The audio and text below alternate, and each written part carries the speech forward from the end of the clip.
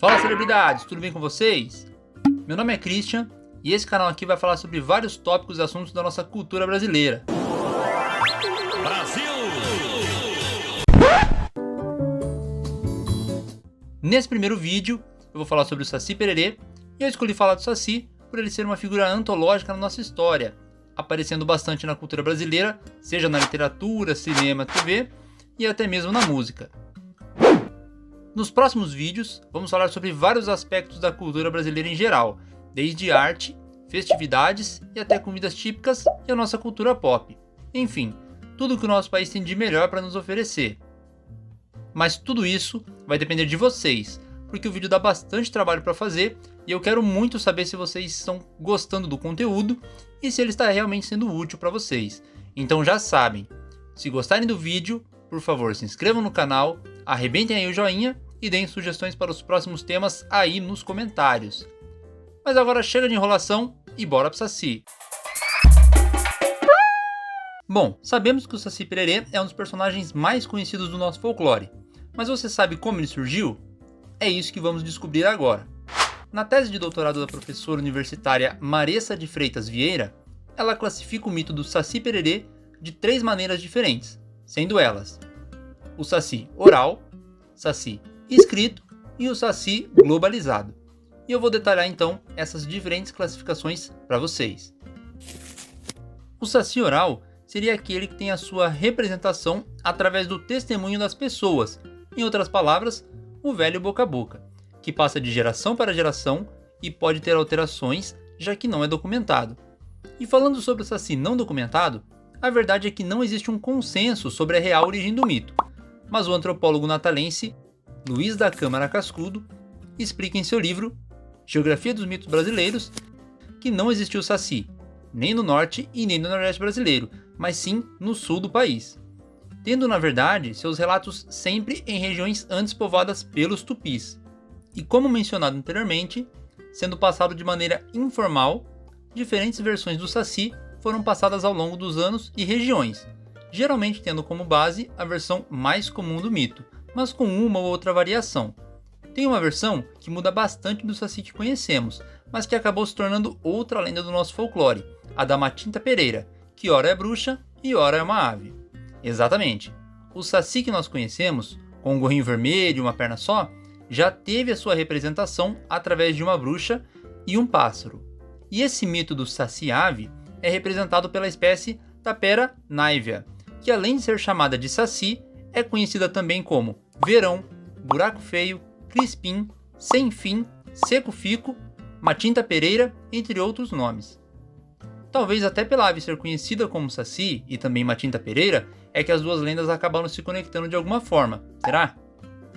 Sobre a ave Saci, é dito que ela prenuncia desgraça com seu canto estridente, tendo também a capacidade de chupar a alma dos defuntos, sendo até considerada como uma espécie de demônio que engana os andarilhos, fazendo com que eles percam seu rumo. Ouçam um pouco o canto dele.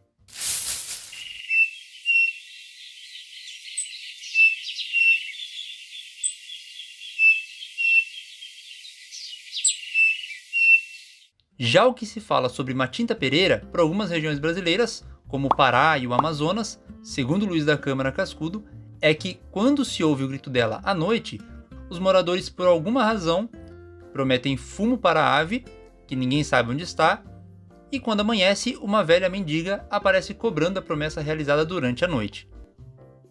E não é somente no Brasil não, já que as lendas do Saci-ave se estendem desde a Argentina até o México. No Paraguai, por exemplo, o Dromocoxis phasianellus, conhecido em algumas regiões como peixe frito verdadeiro, é quem carrega a lenda do Saci-ave. Voltando para as classificações, vamos agora para a segunda, que é a do Saci escrito. Este aqui é geralmente vinculado ao autor Monteiro Lobato, conhecido por ser o escritor das histórias que compõem a série literária Sítio do Pica-Pau Amarelo, bastante conhecida e que teve adaptações no cinema, televisão e até nos quadrinhos.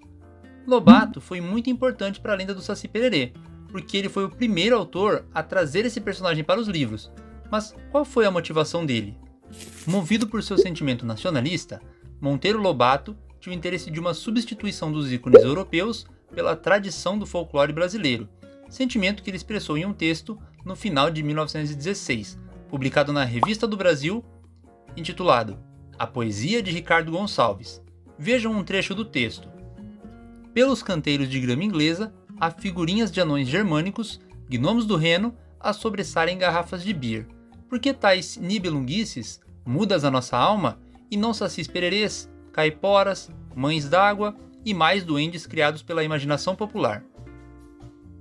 Pelo que a gente pôde ver, Monteiro Lobato estava realmente disposto a fazer com que o nosso folclore fosse mais apreciado e conhecido por todos, e o Saci Pererê foi um dos mitos brasileiros que foram abordados em suas histórias.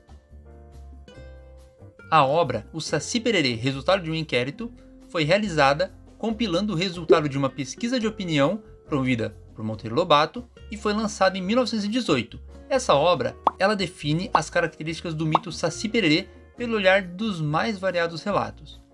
A partir das definições do Saci oral, foram transcritas as características do Saci e catalogadas neste trabalho, que propagou de forma ampla a lenda que conhecemos hoje. Outro trabalho de Monteiro Lobato, O Saci, lançado em 1921, foi provavelmente o que fez com que o personagem ganhasse boa parte da popularidade que ele tem hoje. Na história ficcional, a terceira da série de livros do Sítio do Pica-Pau Amarelo, o menino Pedrinho ouve sobre o Saci pelo tio Barnabé, e é aí então que temos a descrição que mais conhecemos do Saci Pererê. Além do livro de Monteiro Lobato, existem outras obras com histórias envolvendo o Saci, e o descrevendo, seguindo a base descrita por Lobato, mas com algumas alterações aqui e ali. Algumas dessas obras são Histórias e Lendas de Goiás e Mato Grosso, da folclorista Regina Lacerda, Saci, o Guardião da Floresta, do escritor Mozart Benedito, O Saci Verdadeiro, do escritor indígena Olívio Jecupé, entre outros. Agora vamos para a última classificação, que é a do Saci globalizado.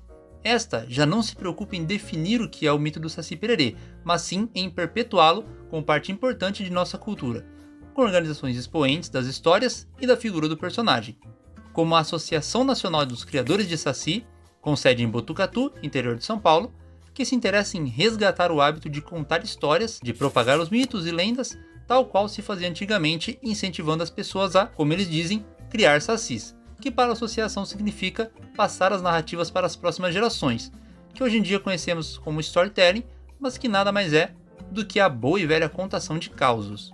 Outro exemplo de propagação do Saci e do nosso folclore é o Festival Nacional do Saci, que teve a sua primeira edição em agosto de 2001 e foi realizado durante anos também na cidade de Botucatu, interior de São Paulo. E existe também a Só Saci, Sociedade dos Observadores de Saci, criada em São Luís do Paraitinga, também no estado de São Paulo, em julho de 2003, que, de acordo com o já citado escritor Mozart Benedito, um dos organizadores da sociedade, a Só Saci reúne os interessados em valorizar e difundir a tradição oral, a cultura popular, os mitos e as lendas brasileiras. E é isso, pessoal. Essa é a origem do Saci. Agora, eu vou falar sobre a origem do nome do Saci Pererê. Como vimos anteriormente, a origem do mito sobre o Saci esteve ligada diretamente aos tupis, e foi justamente do Tupi-Guarani, família linguística que engloba várias línguas indígenas da América do Sul, que o nome Saci Pererê se originou. Porém, existem duas origens diferentes. A primeira aponta uma divisão, como visto no Novo Dicionário da Língua Portuguesa, de 1986, escrito pelo autor do famoso dicionário Aurélio Buarque de Holanda Ferreira, que é um primo distante do pai de Chico Buarque.